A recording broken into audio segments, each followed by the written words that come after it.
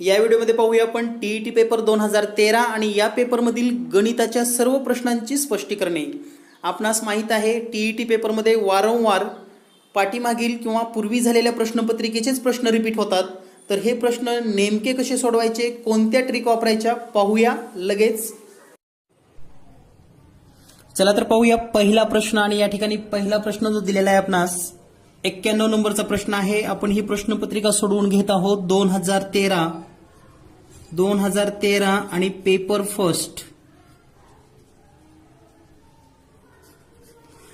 फर्स्टचा हा पेपर आहे।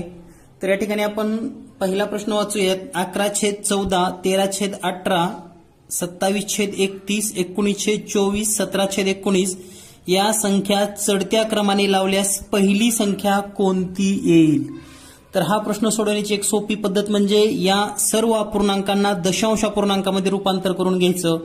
जसं की आपण जर पहिला अपूर्णांक पाहिला 11/14, तर या ठिकाणी 14 ने 11ला भागायचे आपल्याला। 14×1 = 14, शून्याचा भाग बसेल 110 होईल।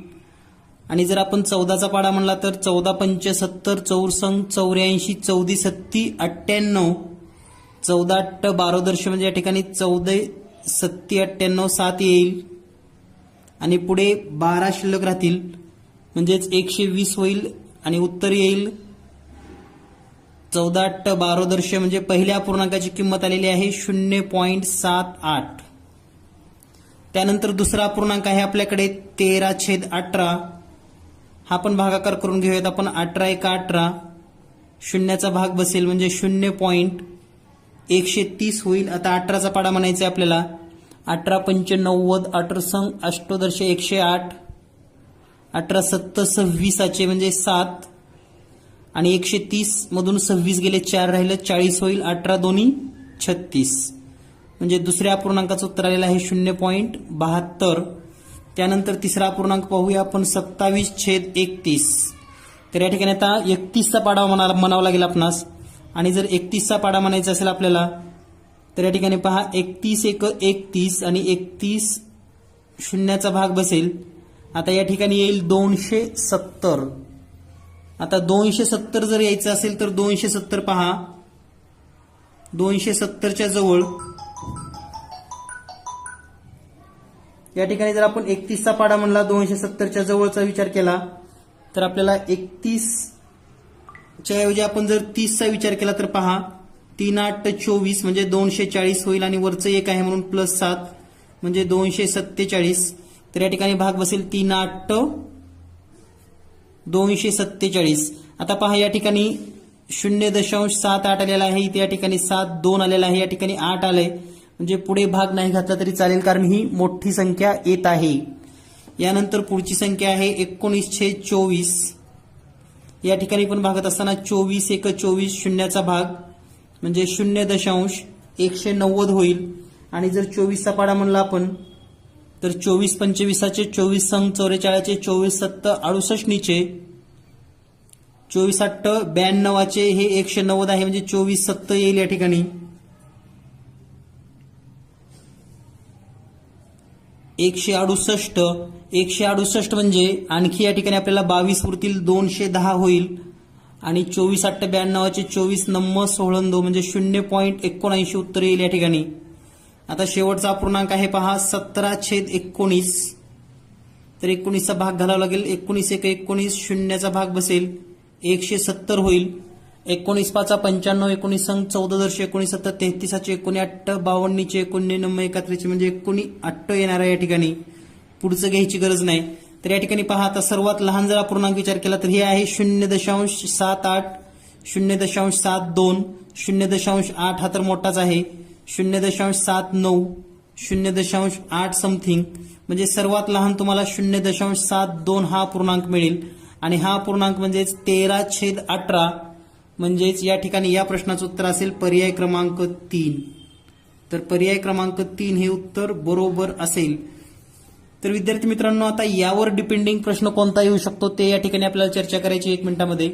तर या अपूर्णांकाचा चढता क्रम लावल्यास पहिली संख्या म्हणून आपण ही सर्वात लहान संख्या घेतलेली आहे, लक्षात ठेवा। यामध्ये मोठी संख्या सुद्धा विचारली जाऊ शकते किंवा मध्यभागी कोणती संख्या येईल तर त्यावेळेस मात्र तुम्हाला चढता क्रम या ठिकाणी अपूर्णांकाचा सुरुवातीला लिहावा लागेल आणि मधली संख्या किंवा मधला अपूर्णांक आपल्याला शोधता येईल. आणि यासारखेच प्रश्न पुन्हा पुन्हा रिपीट होतात हे आपण पाहत आहात.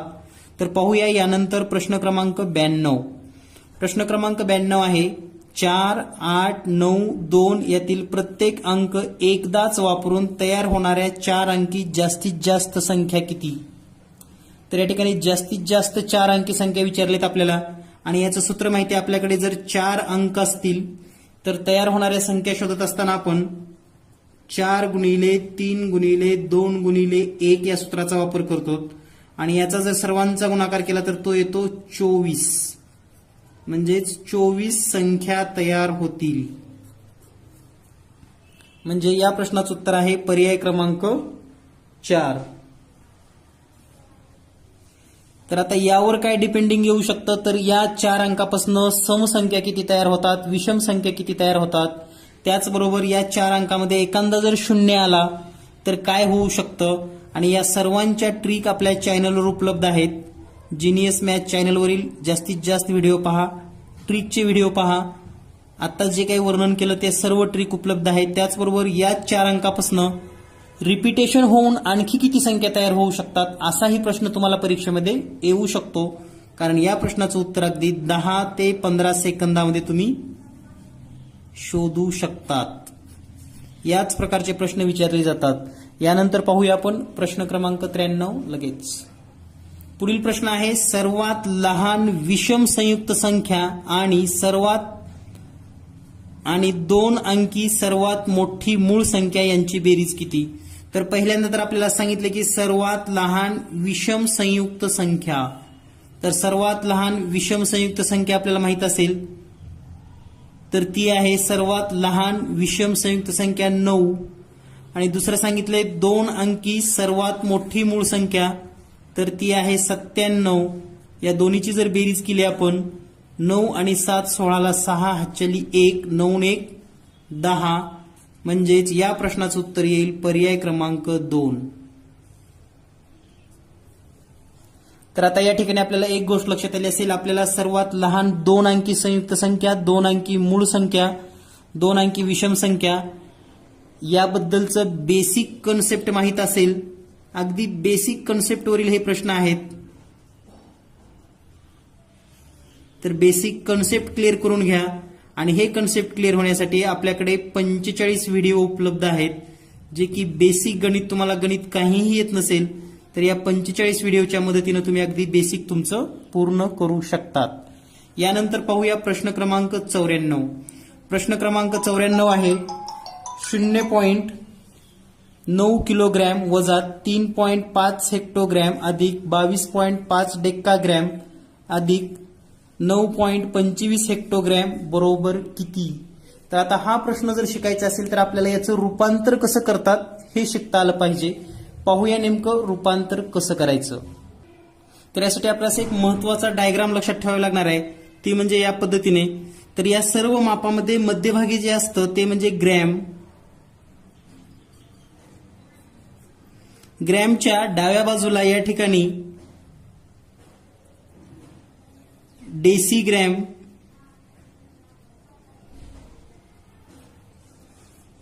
त्यानंतर पुढे सेंटीग्रॅम, त्यानंतर मिलीग्रॅम, त्याचबरोबर या ग्रॅमच्या उजव्या बाजूला डेक्काग्रॅम,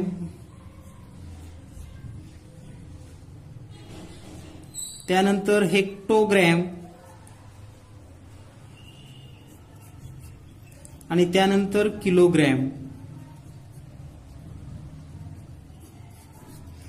तर या पद्धतीने ही माप असतात. यामध्ये जे आपल्याला दिलेलं माप आहे पहा.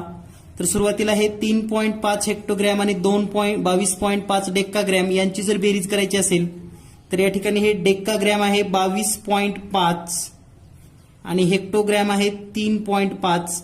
तर या ठिकाणी पहा 22.5चं 3.5 मध्ये जर रूपांतर करायचं असेल तर 10 ने भागावं लागेल आपणास. म्हणजे या ठिकाणी या 6 मापामध्ये जर तुम्ही या बाजूला जात असाल म्हणजे जर माप हे वाढत्या प्रमाणात जर घेत असाल तर त्या ठिकाणी 10, 100, 1000 न भागत जावं लागतं. तर या ठिकाणी एकच घर इकडे यायचं आहे. याचा अर्थ याला 10 न भागल्यानंतर हे हेक्टोग्रॅम होईल.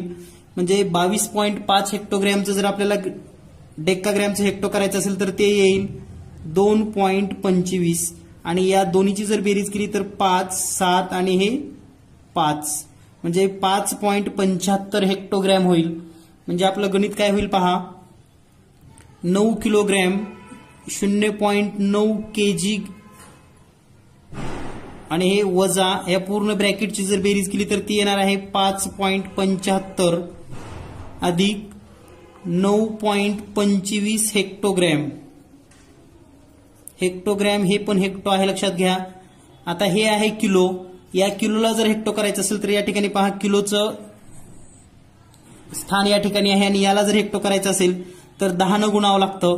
म्हणजे 0.9 ला जर 10 न गुणलं तर हे होईल या पद्धतीनं 9 हेक्टो वजा 5.75 अधिक 9.25.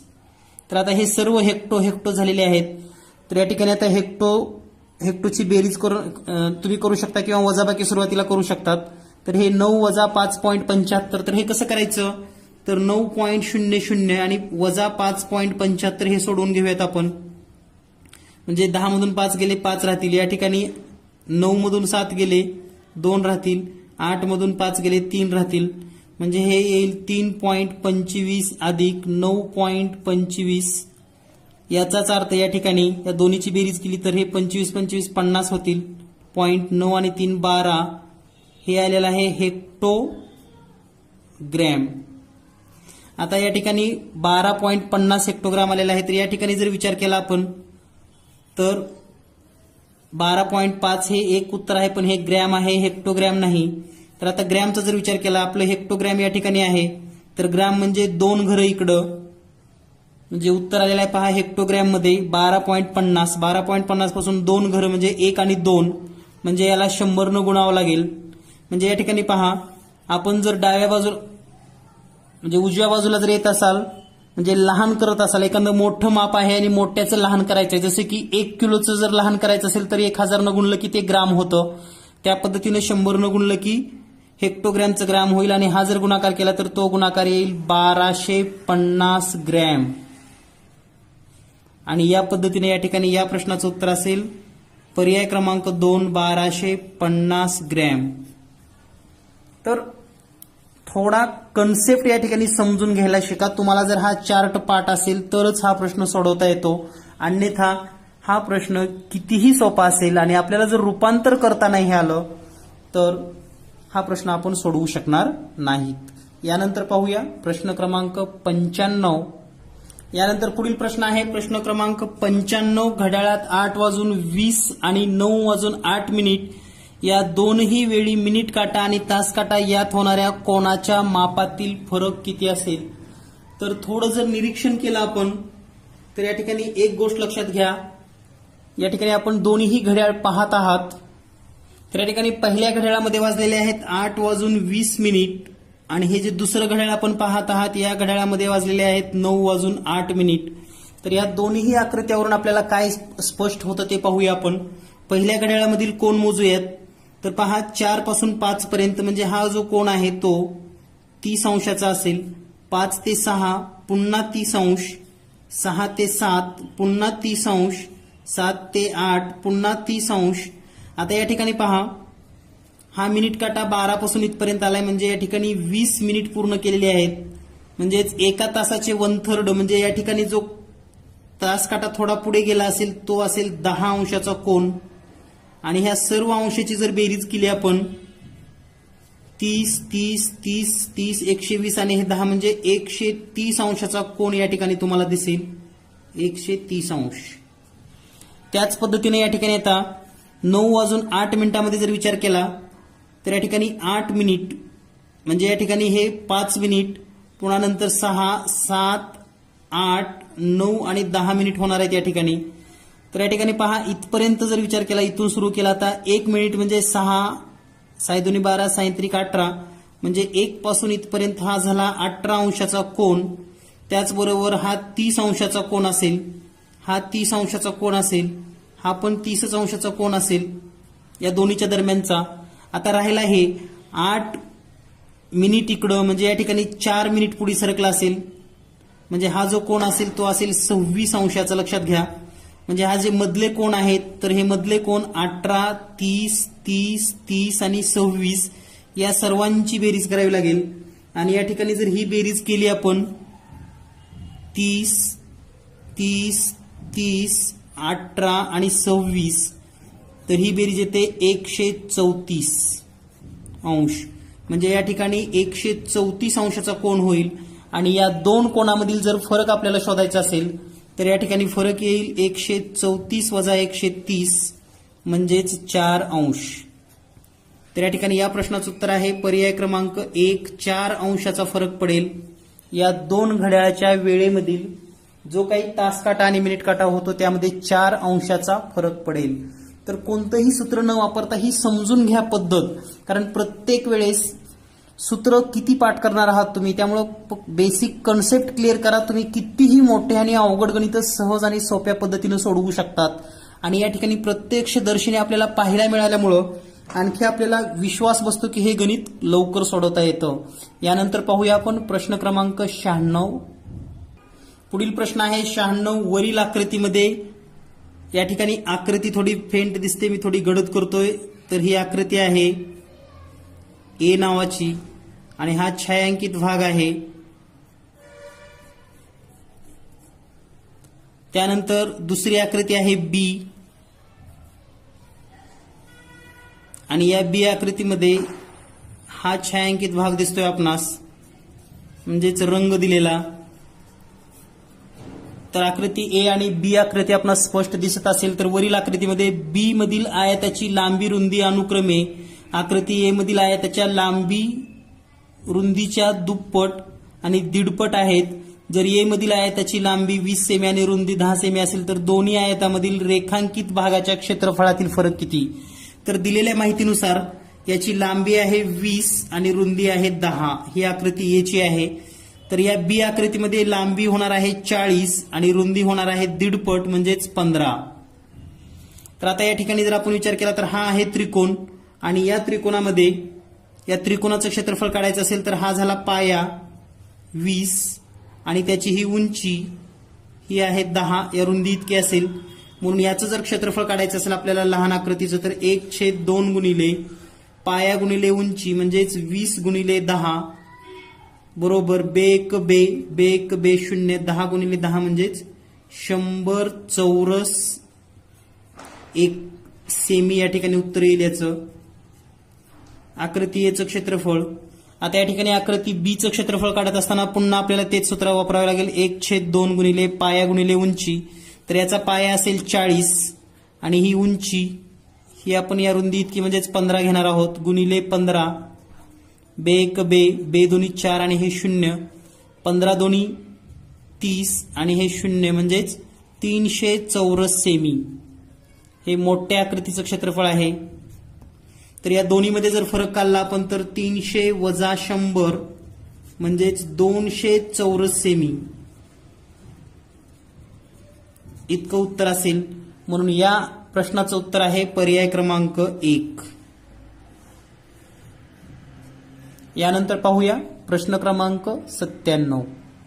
यानंतर पुढील प्रश्न आहे प्रश्न क्रमांक 97 आणि यामध्ये दिलेला आहे आपल्याला 0.8 भागिले 15 16/15 भागिले 0/5 भागिले 5/8.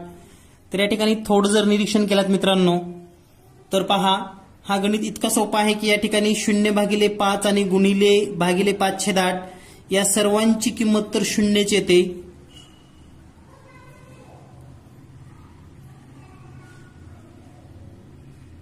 तर या ठिकाणी या पूर्ण याची जर किंमत 0 येत असेल तर आता प्रश्न असा आहे की या ठिकाणी हा भागाकार असेल तर या पूर्ण संख्येला जर या 0ने भागलं तर उत्तर यायला पाहिजे इन्फिनिटी किंवा निश्चित सांगता येत नाही अशा पद्धतीनं.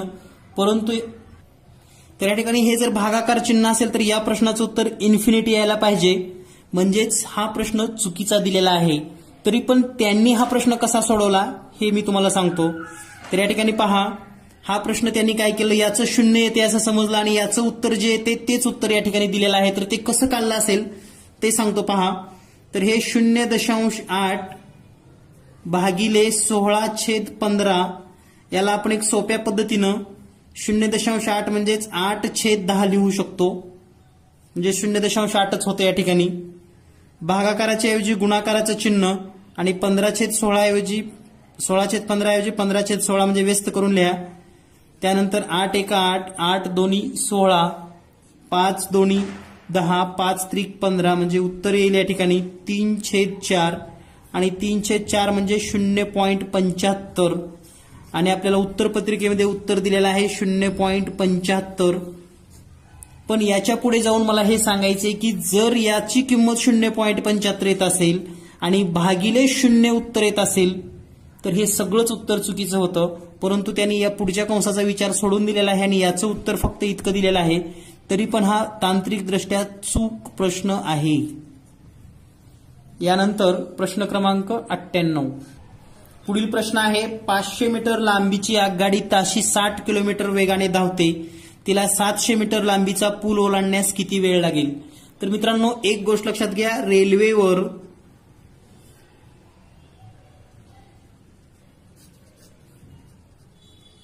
पाच प्रकारची सूत्र आहेत आणि त्याचा व्हिडिओ पण आपल्या चॅनलवर आहे. तो व्हिडिओ पाहून घ्या.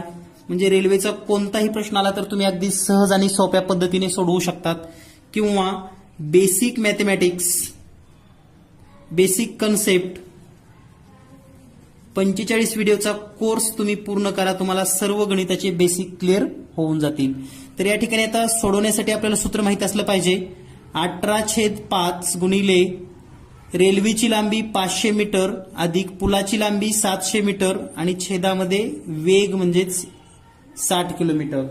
हे आपण या ठिकाणी लिहायचं आहे. आणि हे लिहिल्यानंतर आता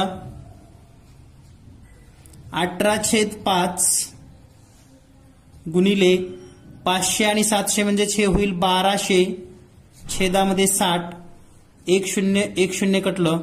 त्यानंतर 6 1 6, 6 3 18, 5 न 120 ला भागूयात. 5 1 5, 5 2 10, 2 उरले 5 चोक 20 आणि 3 गुणिले 24 या ठिकाणी येईल. 3 गुणिले 24 बरोबर 24 त्रिक 72 सेकंद. म्हणजेच या प्रश्नाचं उत्तर येणार आहे 72 सेकंद. पर्याय क्रमांक 3 हे उत्तर अचूक आहे.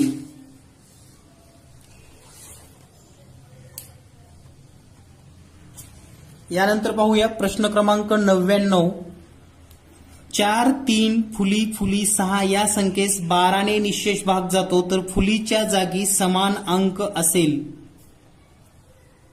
म्हणजे फुलीच्या जागी समान अंक आहे आणि 12 ने भाग जातो. तर लक्षात ठेवा, 12 ने भाग जाणाऱ्या संख्येला 3 व 4 ने भाग जाणं गरजेचं आहे. 3 ने आणि 4 ने. तर या ठिकाणी पहा, 4 ने भाग जाण्यासाठी या ठिकाणी जर आपण 5 ठेवलं तर हे होईल 56. 56 ला 4 ने भाग जातो. 7 ठेवलं तरी भाग जाऊ शकतो. 4 ठेवल्यानंतर नाही जाणार. 3 ठेवलं तरी पण जाऊ शकतो. तर आता आपण बेरीज पाहूया यांची. 4 आणि 3 7, 7 आणि 6 13. तर या ठिकाणी 13 बेरीज आलेली आहे. 4 अधिक 3 अधिक 6 बरोबर 13.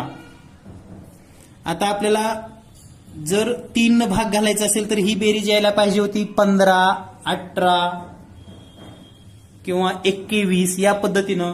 तर या ठिकाणी ही बेरीज येण्यासाठी जर तुम्ही या फुलीच्या ठिकाणी 7 आणि 7 अंक घेतलात तर 7 आणि 7 या सगळ्यांची जर बेरीज केली तर ही बेरीज येईल 7 आणि 7 14 आणि 13 म्हणजे 27 आणि याला 3 ने भाग जाईल. आणि या ठिकाणी जर 7 ठेवलं तर हे 76 होईल आणि याला 4 ने सुद्धा भाग जाईल. म्हणजेच फुलीच्या ठिकाणी जर तुम्ही 7 हा अंक ठेवला तर नक्कीच तुम्हाला या ठिकाणी 3 ने भाग जाईल.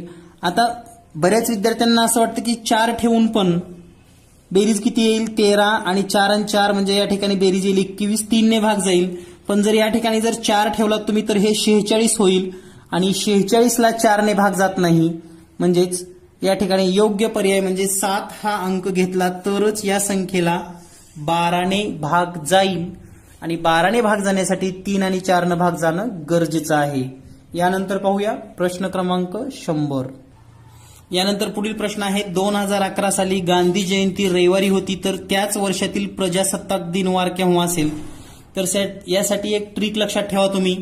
जर सर्वसाधारण वर्ष असेल, सर्वसाधारण म्हणजे लीप नसलेलं, तर प्रजासत्ताक दिन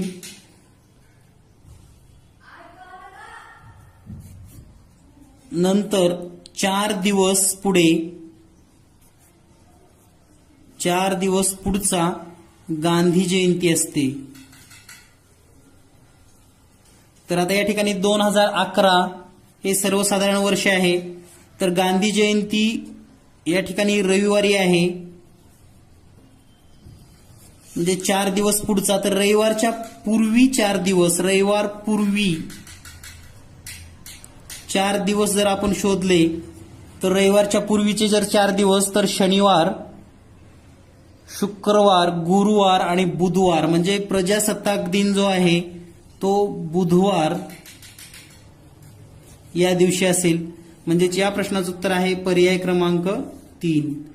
तर आता हे ट्रिक नेमकं कशी लक्षात ठेवायची. तर असे काही महत्वाचे जे इव्हेंट्स आहेत, प्रजासत्ताक दिन, गांधी जयंती, तर यामध्ये किती दिवसाचा फरक असतो, ह्या सोप्या सोप्या गोष्टी तुम्ही लक्षात ठेवायला शिका. यानंतर पाहूया पुढील प्रश्न. एका आयताकृती बागेला 5 वेढे असलेले तारेचे कुंपण करण्यासाठी प्रति 10 रुपये प्रमाणे 17,000 रुपये खर्च आला. जर बागेची रुंदी 50 मीटर असेल तर बागेच्या समोरासमोरील 2 टोकातील अंतर किती असेल. म्हणजेच या ठिकाणी आपल्याला बागेची लांबी विचारलेली आहे, समोरासमोरील 2 टोकातील अंतर, किंवा या ठिकाणी कर्ण विचारलेला आहे. तर पाहूया नेमकं हा कर्ण काढायचा कसा. तर या ठिकाणी 10 रुपये प्रमाणे खर्च आहे, म्हणजे एकूण खर्च किती आलेला आहे 17,000 रुपये. म्हणजेच या ठिकाणी जर नुसती परिमिती आपण काढली, परिमिती, तर एकूण खर्च जो आहे 17,000 रुपये, याला 10 न भागा, 0 कटेल आणि परिमिती येईल 1700 मीटर. आता हे 5 फेऱ्याची परिमिती आहे, त्यामुळे आपण 1 फेऱ्याची काढूयात. 1 फेरा, तर याला 5 न भागा, 5 त्रिक 15, 2 उरले, 5 चोक 20, 340 मीटर. तर बागेची परिमिती जी आहे ती 340 मीटर आहे. यामध्ये रुंदी 50 मीटर आहे. म्हणजे पहा, जर ही बाग अशा पद्धतीने असेल, या ठिकाणी मी आकृती काढतोय, तर हे 50 मीटर, हे पण 50 मीटर. आपलं टोटल किती व्हायला लागले पहा 340. मग हे 50 आणि 50 100 गेलं, तर ते 100 वजा करा, राहिलं किती 240. आणि आता ही आणि हे 2 मिळून 240 असेल, म्हणजे हे असेल 120 आणि हे असेल 120. म्हणजेच बागेची लांबी आलेली आहे 120 मीटर. आता या ठिकाणी समोरासमोरची 2 टोकं, म्हणजे हे 2 टोकं आपल्याला पाहायला मिळतील. तर हा काटकोन त्रिकोण, ही बाजू आहे 50 मीटर, ही आहे 120 मीटर. तर तुम्हाला हे अंतर काढायचे आहे, समोरासमोरचे 2 टोकं आणि यामधलं हे अंतर. तर या ठिकाणी पायथागोरसचा प्रमेय तुम्हाला माहिती आहे, आणि पायथागोरसचे एक त्रिकूट आहे पहा, 5, 12 आणि 13. तर याच 5 वर हे 50, 120 आणि 130 अशा पद्धतीचं त्रिकूट तयार होतं. म्हणजेच या ठिकाणी ही जी लांबी आहे, हे कर्ण, हा येईल 130 मीटर. म्हणजे या प्रश्नाचं उत्तर असेल पर्याय क्रमांक 3. हे उत्तर बरोबर असेल. यानंतर पाहूया आपण प्रश्न क्रमांक 102. यानंतर पुढील प्रश्न आहे, शेजारील आकृतीमध्ये रेख EG ही वर्तुळाची सर्वात मोठी जीवा आहे. म्हणजे हे जे EG आहे, हा आहे या वर्तुळाचा व्यास. EFGH म्हणजे EFGH याची परिमिती दिली आहे 96. तसेच रेख EG एकरूप रेख FG आणि FG दिला आहे 56 सेंटीमीटर. तर यावरून वर्तुळाचा परिघ काढा किंवा परिमिती काढा असा प्रश्न आहे. तर या ठिकाणी पहा, हे 2 सारखं दिलेलं आहे, ही बाजू समांतर आहे, म्हणजे राहिलेल्या 2 बाजू सुद्धा सारख्या असणार. म्हणजे हे दोन त्रिकोण एकरूप होणार. त्यामध्ये हे आहे 56, हे आहे 56. तर 56 आणि 56चा जर विचार केला आपण, 56 आणि हे 56 बेरीज येईल 112. परंतु आपल्याला सांगितलं की ह्या चारीची मिळून बेरीज आहे 196. मग 196 मधून हे 56 वजा करूयात, 112 84 येईल. म्हणजे ह्या दोन्हीची बेरीज मिळून 84 आहे. HE आणि EF म्हणजे हे असेल 42 मीटर आणि हे असेल 42 मीटर. त्याच पद्धतीनं या ठिकाणी हा जर व्यास असेल तर हा 90 अंशाचा कोन होईल आणि हा 90 अंशाचा कोन झाला तर ही बाजू 42, ही बाजू 56. तर ही बाजू पायथागोरसच्या त्रिकुटानुसार ही बाजू येईल 70. म्हणजे EG बरोबर 70 मीटर 70 सेमी असेल. तुम्ही चेक करू शकतात 42चा वर्ग 56चा वर्ग करून तुम्हाला EG मिळेल 70. आता हे 70 मिळाल्यानंतर तुम्हाला या वर्तुळाची परिमिती काढणं सोपं जाणार आहे किंवा परीघ काढणं. तर परीघ बरोबर आपल्याला 70 म्हणजे हा व्यास आहे हे माहीत झालेला आहे. तर सूत्र आहे पाय डी. डी म्हणजेच व्यास. पाय म्हणजे 22/7 गुणिले व्यास आहे 70. 7 1 7 7 1 7 आणि हे 0 आणि 22 गुणिले 10 बरोबर 220 सेमी. म्हणजेच या प्रश्नाचं उत्तर असेल पर्याय 2. यानंतर पाहूया प्रश्न क्रमांक 103. यानंतर पुढील प्रश्न आहे L गुणिले M छेदामध्ये C भागिले V बरोबर किती. तर हे लक्षात ठेवण्यासाठी तुम्हाला एक ट्रिक सांगतो. LCD माझा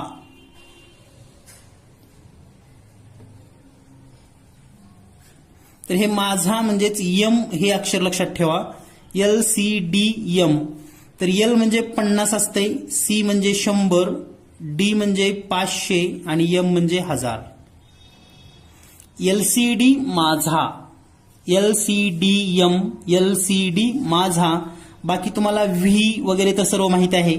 तर हे सोडवायचे तर आता L म्हणजे किती घेणार तुम्ही. तर पहा L म्हणजे हे 50 गुणिले M म्हणजे येणार 1000 भागिले C म्हणजे किती आहे 100. पुन्हा या ठिकाणी भागिले V म्हणजे किती आहे 5. तर आता हे कॅल्क्युलेशन तुम्ही सहज आणि सोप्या पद्धतीने करू शकतात. परंतु या ठिकाणी तुमचं कन्फ्युजन होऊ नये म्हणून LCD माझा हे वाक्य लक्षात ठेवा. त्यानंतर पहा हे 10 10 2 शून्य कटली, पुन्हा हे 2 शून्य कटली. म्हणजे या ठिकाणी उत्तर काय आलं 50 गुणिले 10. म्हणजेच या ठिकाणी आपण असं लिहू शकतो 500 भागिले 5 आणि 500 भागिले 5 म्हणजेच या ठिकाणी उत्तर येईल 100 आणि 100ला काय म्हणतो आपण तर C म्हणतो.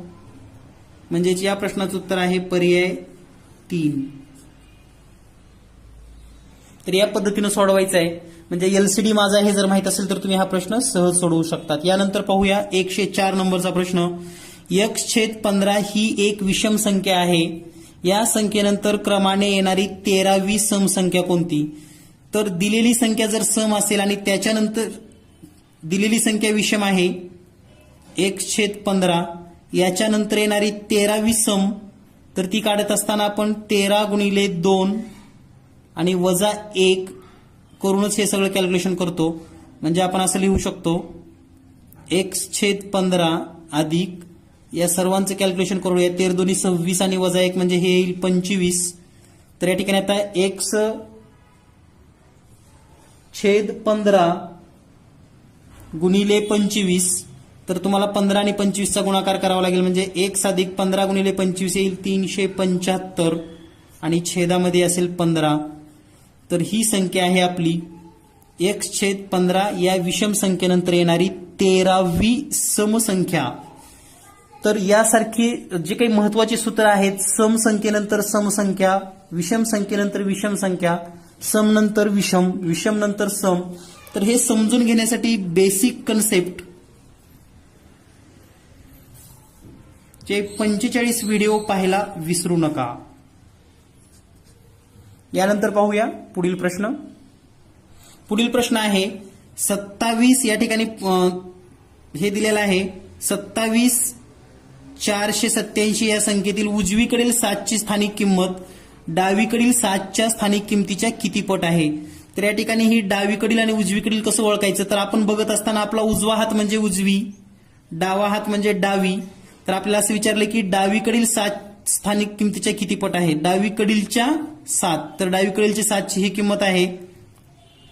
तर ही किंमत आहे 7 गुणिले m बरोबर उजवीकडील 7ची किंमत 1, 2, 3 चौथं म्हणजे हे असेल 7,000.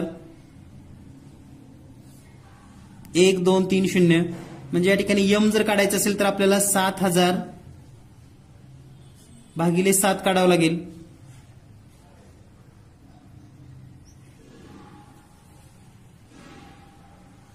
तर या ठिकाणी पहा 7 1 7, 7 1 7 आणि हे 1,000 म्हणजे m बरोबर 1,000 येईल.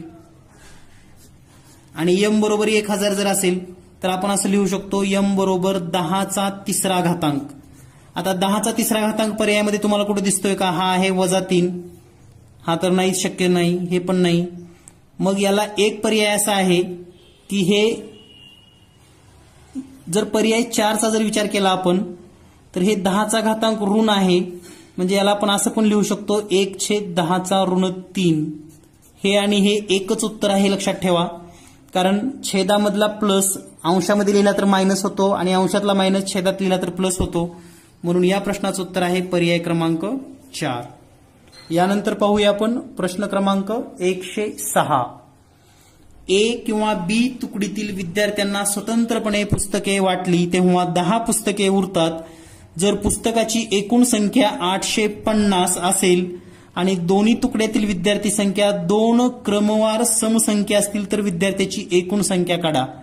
तर या ठिकाणी एकूण पुस्तकं जर पाहिली आपण, एकूण पुस्तके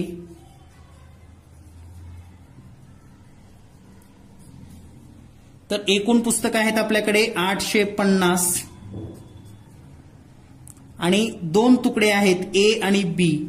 दोन्हीमध्ये पण समसंख्या क्रमवार असणारी विद्यार्थी संख्या आहेत. म्हणजे 90 जर असेल तर 90 मधून अगोदर 2 वजा करायचं, म्हणजे एका तुकडीमध्ये 44, एका तुकडीमध्ये 46. 82 असेल तर 40, 42.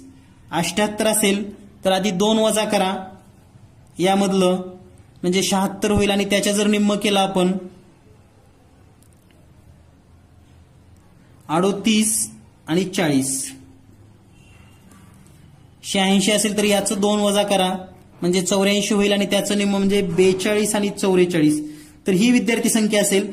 आता आपल्याला हा प्रश्न असा आहे की पुस्तकं वाटलं की 10 शिल्लक राहतात, तर या ठिकाणी कोणत्या संख्येने भागल्यानंतर 850ला 10 बाकी उरत असेल, तर आपल्याला हा गट मिळतो 40 आणि 42चा. 40नं 850ला भागा तरी पण आपल्याला बाकी 10 उरते. 42नं जरी भागलं तरी पण बाकी 10 उरते. म्हणजेच एकूण विद्यार्थी संख्या 40 अधिक 42 बरोबर 82 असेल. म्हणजेच उत्तर 2 हे बरोबर असेल. यानंतर पुढील प्रश्न आहे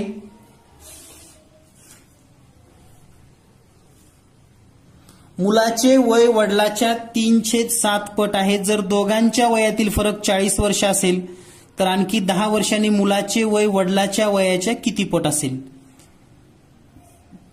तर या ठिकाणी मुलाचे वय वडिलाच्या 3/7 पट आहे. म्हणजेच वडील जर आपण असं म्हणलं, वडील X वर्षाचे असतील तर मुलगा किती असेल, तर 3x/7. आणि दोघांच्या वयातला फरक आहे 40 वर्षाचा, म्हणजे आपण असं लिहू शकतो x वजा 3x/7 बरोबर 40. आता ही जर वजाबाकी केली तर 7x वजा 3 म्हणजे 4x/7 बरोबर 40. 7 इकडे गुणाकारामध्ये घ्या म्हणजे आपण असं लिहू शकतो 4x बरोबर 40 गुणिले 7 आणि 4 जर भागाकारामध्ये घेतलं तर x बरोबर येईल 70. x ची किंमत जर 70 आली तर मुलगा किती वर्षाचा होईल पहा, 3x/7 म्हणजेच मुलगा होईल 30 वर्षाचा आणि वडील आहेत 70 वर्षाचे. तर आणखी 10 वर्षानंतर काय होईल, 80 वर्षाचे होतील आणि मुलगा 40 वर्षाचा होईल. म्हणजेच या ठिकाणी मुलाचे वय वडिलाच्या वयाच्या अर्धे असेल, म्हणजे 1/2 पट. पर्याय क्रमांक 3 उत्तर बरोबर असेल. यानंतर पुढील प्रश्न, एक वस्तू विकल्याने विक्रेत्याला 4% तोटा होतो. जर त्या वस्तूची विक्री किंमत 550 रुपयाने वाढवली असती तर 6% नफा झाला असता. यावरून वस्तूची मूळ किंमत काढा. तर पहा, 4% तोटा आणि 6% नफा यामध्ये टोटल 10%चा फरक आहे. लक्षात घ्या, 10%चा फरक आहे. 4% तोटा आणि 6% नफा, 10%चा फरक आहे. आणि या ठिकाणी 10% म्हणजे 550 रुपये सांगितलेले आहेत आपणास. 10% बरोबर 550 रुपये, याचा अर्थ 100% बरोबर 5500 रुपये. हे उत्तर बरोबर असेल. म्हणजेच या प्रश्नाचं उत्तर आहे पर्याय क्रमांक 2. वस्तूची मूळ किंमत असेल 5500 रुपये. यानंतर पुढील प्रश्न आहे, श्यामजवळ 500 रुपये, 20 रुपये, 50 रुपये, 1000 रुपये आणि 100 रुपये किमतीच्या समान संख्येने नोटा असून एकूण रक्कम 78,490 रुपये आहे. जर त्याने 50 रुपये आणि 500 रुपये किमतीच्या नोटा बँकेत भरल्या तर त्याच्याजवळ किती रक्कम शिल्लक राहील? तर प्रत्येक नोटा या त्याच्याकडे समान आहेत, म्हणजे त्याची जी रक्कम आहे ती रक्कम असणार आहे. पहा किती, 500x, 20x, 50x, 1000x आणि 100. हे 1000x आणि हे 100x.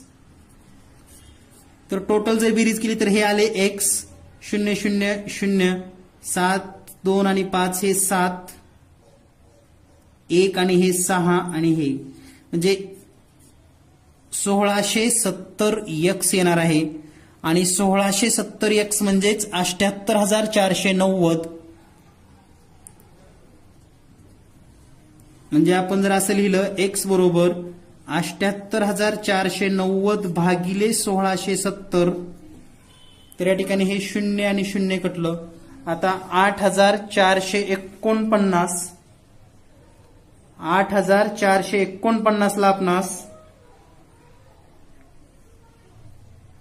7,849 भागिले 167 जर केलं तर हा भागाकार येईल आपणास 47. म्हणजे प्रत्येक प्रकारच्या 47 नोट आहेत. तर आता त्यांनी 50 आणि 500 रुपये किमतीच्या नोट बँकेत भरल्या तर त्याच्याजवळ किती रक्कम शिल्लक राहील?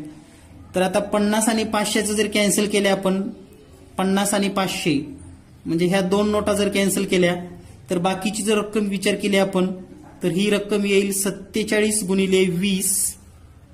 त्यानंतर ही रक्कम येईल 47 गुणिले 1000 आणि ही रक्कम असेल 47 गुणिले 100.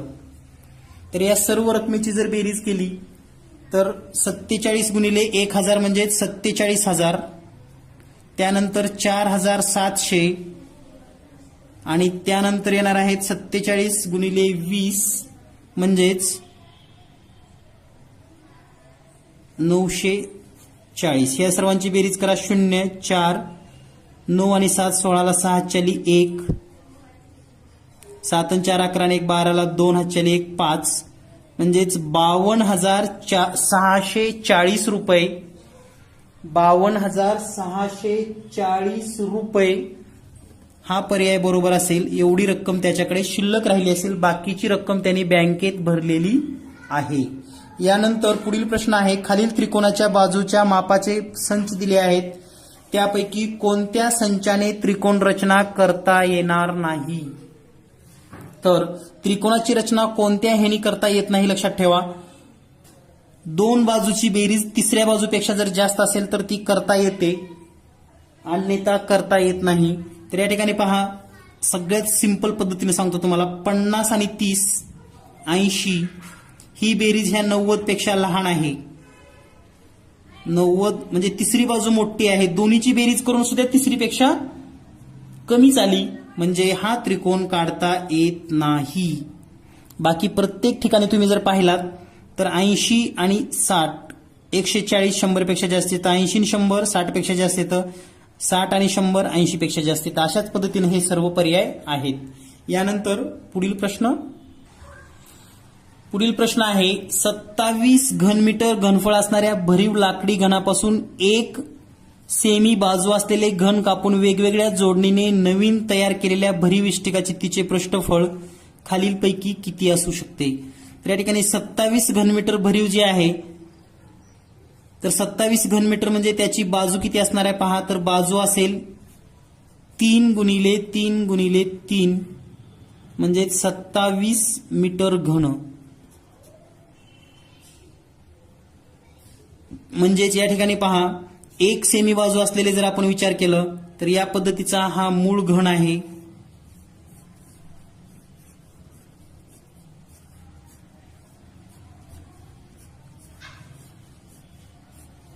तर अशा पद्धतीचा हा घन आपल्याला दिसतोय. तर असा हा घन असणार आहे की ज्याचे 1 2 3 1 2 3 अशा प्रकारे एकूण जर आपण विचार केला तर 27 लहान घन तयार होतात. म्हणजे आता एकाच जर लहान घनाची बाजू काढली तर एकाच जर आपण पृष्ठफळ काढलं तर आता हे जर आपण जोडायचं असं ठरवलं, हे जर जोडणी म्हणजे हे जर वेगवेगळे म्हणजे आपण तयार केले तर यापासून जे काही घन आकृत्या तयार होतात तर यामध्ये यांची लांबी रुंदी म्हणजे हे जर जोडून पाहिलं तुम्ही तरच आपल्याला हा प्रश्न लक्षात येतो.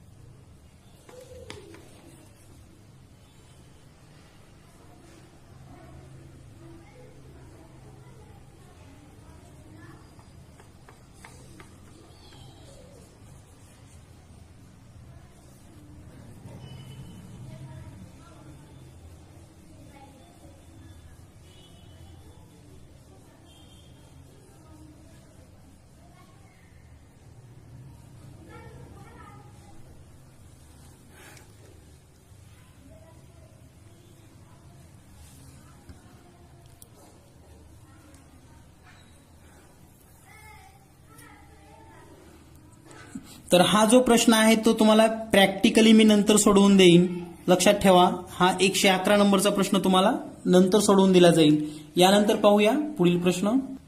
पुढील प्रश्न आहे 112. वरील आकृतीमध्ये एक समांतर Y आणि N समांतर L आहे. म्हणजे या ठिकाणी या समांतर रेषा दिलेल्या आहेत.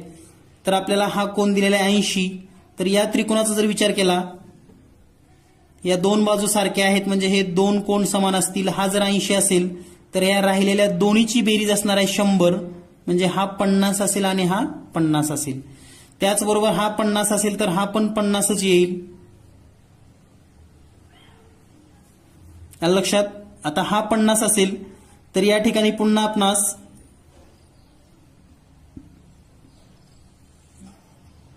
या बाजू समान दिलेल्या आहेत. म्हणजे हा 50 असेल तर पुन्हा हा 50च होणार आहे, लक्षात घ्या. त्याचबरोबर हा 50 असेल तर हा किती होणार आहे, तर हा समांतर कोण आहे हा पण होईल 50च. त्याचबरोबर ही समांतर बाजू आहे.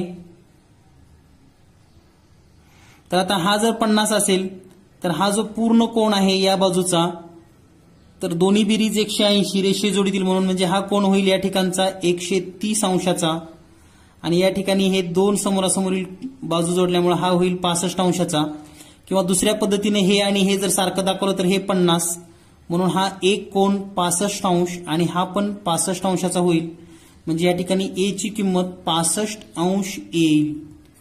तर यासाठी तुम्हाला बेसिक कन्सेप्ट समांतर रेषेचे गुणधर्म माहिती असणं गरजेचं आहे. यानंतर पुढील प्रश्न आहे 12.5 किलोमीटर लांबीच्या रस्त्यावर समान अंतरावर दुतर्फा फलक लावलेत. जर फलकांची एकूण संख्या 502 असेल तर एकाच बाजूच्या दोन लगतच्या फलकातील अंतर किती असेल. तर लक्षात ठेवा, 12.5 किलोमीटर म्हणजे आपण असं लिहू शकतो 12.5 किलोमीटर. हे जर मीटरमध्ये लिहायचं असेल आपणास तर याला 1000 ने गुणा म्हणजे हे येईल 12,500 मीटर. आता दोन्ही बाजूला 502 झाडं आहेत म्हणजे या बाजूला असतील 251 झाडं आणि या ठिकाणी 251 झाडं. त्याचबरोबर पहिलं झाड हे कॉमनच असतं म्हणजे सुरुवातीला न मोजता आपण झाड लावतो, इथं एक आणि इथं एक, म्हणजे एकूण टप्पे हे पुढचे राहिलेले आहेत 250. म्हणजे याला जर आपण 250 न भागलं तर आपल्याला उत्तर मिळेल 00 कटली 25 एक 25, 25 5 1,200 आणि हे 0 म्हणजे 2 झाडातील अंतर असेल 50 मीटर. पर्याय क्रमांक 1 उत्तर बरोबर असेल. यानंतर पुढील प्रश्न, सविताने सोमवारी 2.15 तास आणि मंगळवारी 1.50 तास असा एकाडेक एकूण 5 दिवस अभ्यास केला तर तिचा अभ्यासचा एकूण कालावधी किती? तर त्यासाठी अतिशय सोपी पद्धत अशी आहे, सोमवारी 1.15, 2.15, मंगळवारी 1.50, पुन्हा 2.15, पुन्हा 1.50, त्यानंतर 2.15, या सगळ्यांची बेरीज करा. 5 दिवस केलेला आहे तर 5 5 5 म्हणजे हे झालं 15ला 5 हातच्याली 1, 5 आणि 5 10, 11 12 13 14, 1 2 3 4 आणि 14ला 4 हातच्याली 1, 2 3 5 6 7 8 आणि हे 9 म्हणजे या ठिकाणी 9 तास 45 9.45 येईल. आता 9.45 याचा अर्थ काय होतो पहा. 9 तासाचे जर विचार केला तर 60 न गुणल्यानंतर हे 9×54 म्हणजे 540 मिनिट आणि या ठिकाणी हे 0.45 गुणिले जर 60 केला आपण तर या ठिकाणी उत्तर काय येतं पहा. 0ला 0, 6 पंचे 30ला 0 हातच्याली 3, 6 चौक 24 आणि 3 27 म्हणजे हे पॉइंट म्हणजे या ठिकाणी 540 आणि 27 तर टोटल येतील 567 मिनिटे. म्हणून या प्रश्नाचं उत्तर आहे पर्याय 4, 114. उत्तर आहे पर्याय क्रमांक 4. आता बऱ्याच विद्यार्थ्यांना काय होतं 9.45 बेरीज झाली की ते लिहितात 9 तास 45 मिनिट. तर हे 45 मिनिट वेगळं आहे, लक्षात घ्या. घड्याळामध्ये 9:45 असं असतं आणि या ठिकाणी आलेलं 9.45 हे असं आहे, लक्षात घ्या. तर हा फरक आहे आणि या ठिकाणी आपल्या चुका होऊ शकतात. यानंतर पुढील प्रश्न आहे, शेजारील आकृतीत त्रिकोणाची संख्या किती? या ठिकाणी जर आपण त्रिकोण सहज जरी मोजले तर पहा, हा 1, हा 2, त्यानंतर हा मोठा 3, त्यानंतर हा 4, त्यानंतर 5, त्याचबरोबर हा 6, त्यानंतर हा 7. तर या ठिकाणी हे पर्याय 4 नाही, 5 नाही, 6 नाही, राहिलाय फक्त 2 नंबरचा पर्याय 25. पण या ठिकाणी काहीतरी मिसप्रिंट आहे असं मला वाटतं, तर हे मी चेक करून नंतर तुम्हाला सांगेन. यानंतर पाहूया प्रश्न क्रमांक 116, 1.6 गुणिले 1.6 वजा 0.8 कंसामध्ये 1.6 वजा 0.8. तर या ठिकाणी जे काही पूर्ण कॅल्क्युलेशन दिलेलं आहे हे जर आपण कॅल्क्युलेशन थोडं शॉर्ट लिहिण्याचा प्रयत्न केला तर या कंसामध्ये 1.6चा वर्ग आणि या ठिकाणी येईल 0.8चा वर्ग. म्हणजेच या ठिकाणी आपण असं लिहू शकतो, सरळ आणि सिंपल पद्धतीने जरी विचार केला तरी तुम्हाला एक गोष्ट लक्षात येईल. तर या कॅल्क्युलेशन मध्ये हे जे 1.6 गुणिले 1.6 आहे तर हे येईल 1.6 कंसाचा वर्ग वजा हे 0.8, 1.6 मधून 0.8 गेले तर हे राहील 0.8 कंसाचा वर्ग आणि छेदामध्ये जर विचार केला तर 0.8 वजा 0.8 म्हणजे हे येईल वजा 0.8 आणि हे असेल 2 मधून 0.4 गेले तर या ठिकाणी असेल 1.6 वजा 0.4. त्याचबरोबर दुसऱ्या कंसामध्ये जर विचार केला तर 1.6 वजा 0.8 म्हणजे हे 0.8 आणि हे 1.6 म्हणजे या कंसामध्ये असेल 1.6 अधिक 0.4. तर हे तोंडी सोडवल्या सुद्धा तुम्हाला लक्षात येईल या ठिकाणी. तर या ठिकाणी आता वरचा जो कंस आहे तोच कंस खालचा येतो, म्हणजे वर 1.6 कंसाचा वर्ग वजा 0.8 कंसाचा वर्ग आणि या ठिकाणी 0.8 आलेला आहे आणि हे 0.8च आहे आणि छेदामध्ये पण तुम्हाला तेच मिळेल 1.6 कंसाचा वर्ग वजा 0.8 कंसाचा वर्ग आणि हे पूर्ण कंस कॅन्सल होतील आणि याचं उत्तर येईल 1. म्हणून या प्रश्नाचं उत्तर आहे पर्याय क्रमांक 4. 116 पर्याय क्रमांक 3 उत्तर बरोबर आहे. 1 उत्तर येणार आहे याचं. यानंतर पाहूया आपण पुढील प्रश्न. पुढील प्रश्न आहे एक बाक आणि स्टूल याची एकूण किंमत 1525 रुपये आहे.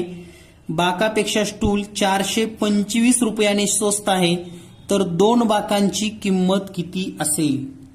तर या ठिकाणी पहिल्यांदाच आपल्याला सांगितले की बाकापेक्षा स्टूल 450 किमतीनं स्वस्त आहे, म्हणजे स्टूल हा स्वस्त आहे किंवा स्टूलची किंमत कमी आहे, म्हणजे बाकाची किंमत जास्त आहे. आपल्याला जर फरक दिला असेल तर एका बाकाची किंमत काढत असताना ह्या दोन्हीची बेरीज करा आणि 2 भागा, म्हणजेच 1525 अधिक 425 भागिले 2 करा. तर या ठिकाणी जर बेरीज केली 25 25 50 1500 आणि हे 400 1900, म्हणजेच हे येईल 1950 भागिले 2. याला जर भाग दिला आपण तर उत्तर येईल 975 रुपये. म्हणजे या ठिकाणी एक बाक तो 975 रुपयाला आहे. असे जर 2 बाक घेतले तर किंमत येईल 1950. किंमत येईल 1950 आणि म्हणून 2 बाकाची किंमत असेल 1950. पर्याय क्रमांक 4 उत्तर बरोबर असेल. यानंतर पुढील प्रश्न. 2 फुली फुली 4 गुणिले 1 फुली स्टार या क्रियेचे उत्तर खालील पर्यायापैकी काय असू शकतं? तर या ठिकाणी सिंपल वेने जर तुम्ही विचार केलात तर 8 गुणिले 4चा जर गुणाकार केला तर 8 चोक 32, म्हणजे एककला 2 असणार आहे हे निश्चित आहे. एककला 2 म्हणजे हे 2 आणि हे 2, म्हणजे हे पर्याय दोन्ही पण कट झाले कारण यांची एकक आहेत 6. आता राहिला प्रश्न 1 2 3 4 अंकी संख्या आहे आणि 1 2 3 अंकी संख्या आहे. तर आता एक 4 आकड्याची संख्या आणि एक 3 आकड्याची संख्येचं उत्तर 5 अंकी असू शकत नाही, म्हणजे हा पण पर्याय कटला. राहिला पर्याय फक्त 2, म्हणून या प्रश्नाचं उत्तर आहे पर्याय 2. तर यासारख्या ज्या ट्रिक आहेत ना मित्रांनो, याचा वापर तुम्हाला करता आला पाहिजे. प्रत्येक वेळेस प्रश्न सुटलाच पाहिजे असा विचार करायचा नाही, तर आपल्याला अंदाज बांधता आला पाहिजे. आणि ज्या विद्यार्थ्यांना अंदाज किंवा तर्क लावता येतो ते मुलं नक्कीच यशस्वी होतात. आणि यासाठी आपल्या चॅनलवर असे भरपूर ट्रिकचे व्हिडिओ आहेत, बेसिक कन्सेप्ट आहेत. जास्तीत जास्त व्हिडिओ पहा. यानंतर पुढील प्रश्न आहे खालील आलेखाचे निरीक्षण करा आणि आपल्याला जी काही माहिती दिलेली आहे आलेखावर स्त्री पुरुष साक्षरता 1 सेमी म्हणजे 1000 व्यक्ती. तर या ठिकाणी हा प्रश्न एवढा अॅक्युरेटली सोडवता येत नाही जसा पेपरमध्ये सोडवता येतो, तरी पण मी एक अंदाज सांगतो. प्रश्न असा आहे की शिरूड गावातील एकूण साक्षर व्यक्ती, म्हणजे हे शिरूड गाव याच्यातले एकूण साक्षर व्यक्ती विंचूर गावातील एकूण साक्षर व्यक्तीच्या किती पट आहेत, म्हणजे या गावातील व्यक्तीच्या किती पट आहेत. तर याचा जर विचार केला तर आता हा जर आपण असा अंदाज बांधला तर हे 6,500 पुढे आहे आणि हे जर विचार केला तर हे 9, म्हणजे हे जवळपास 15,000च्या जवळपास येतं. आता विंचूर गावचा जर विचार केला तर हे आहे 5,600-700च्या जवळ आणि हे आहे 7,500च्या जवळ, म्हणजे 5.5 आणि हे जर 7.5 विचार केलं तर हे जवळपास 12,000च्या जवळपास उत्तर येते याचं. म्हणजे 5 आणि 7 12 आणि हे वरचं एक 13,000च्या जवळपास उत्तर येतं. तर जनरली असं विचारले की हे याच्या किती पट आहे, याचा अर्थ पहा ही संख्या मोठी आहे, पण मोठी असली तरी काही खूप असा काही फरक नाही, फक्त 2,000चा फरक आहे. असं जर आपण विचार केला तर डायरेक्ट आपण 15/13 लिहिलं तर आपण 13 1 13 म्हणजे 1 आणि या ठिकाणी उरलेले 2/13 जर विचार केला आणि याला जर पुन्हा भागलं 2 6.5 म्हणजे 1.1/6 या जवळपासचं उत्तर येणार आहे. म्हणजे असं जर विचार केला तर उत्तर क्रमांक 3 उत्तर बरोबर आहे. पण ॲक्युरेट तुम्हाला जर हे काढायचं असेल तर आलेखवर ॲक्युरेट या बाबी नमूद व्हायला पाहिजेत, तरी पण हे जवळपास 6 म्हणजे 13 एक 13 आणि पुढे जे काही शिल्लक राहतं ते अगदी एकपटच आहे, म्हणजे पर्याय क्रमांक 3 उत्तर बरोबर आहे. यानंतर पाहूया शेवटचा प्रश्न. शेवटचा प्रश्न आहे या ठिकाणी आपल्याकडे, गणित अध्यापन पद्धती संबंधी खालीलपैकी योग्य विधाने किती आहेत? तर या ठिकाणी योग्य विधाने किती आहेत? पहिला जर विचार केला, विषय विस्तार व संकलन या पायऱ्यावर उद्गामी पद्धती वापरतात. उद्गामी व अवगामी पद्धतीत एकमेकास पूरक आहेत. उपयोजन पातळीवर अवगामी पद्धती वापर करतात आणि उद्गामी व अवगामी पद्धती विरुद्ध पद्धती नाहीत. तर या ठिकाणी जर विचार असा केला की उद्गामी आणि अवगामी, तर हे विरुद्ध नाही हे बरोबर आहे, एकमेकास पूरक नाही हे बरोबर आहे, आणि उपयोजन पातळीवर अवगामी पद्धत वापरतात. तर याचा जर तुम्ही बारकाईने अभ्यास केला तर मला म्हणजे याबद्दल तेवढं निश्चित नाही सांगता येणार, परंतु याचं उत्तर 4 दिलेलं आहे, म्हणजे 3 वाक्य बरोबर आहेत असं म्हणतात. तर यासाठी थोडं अध्यापन पद्धतीचा वाचन करून घ्या, नक्कीच याही प्रश्नाचं उत्तर मिळून जाईल. आणि सर्वात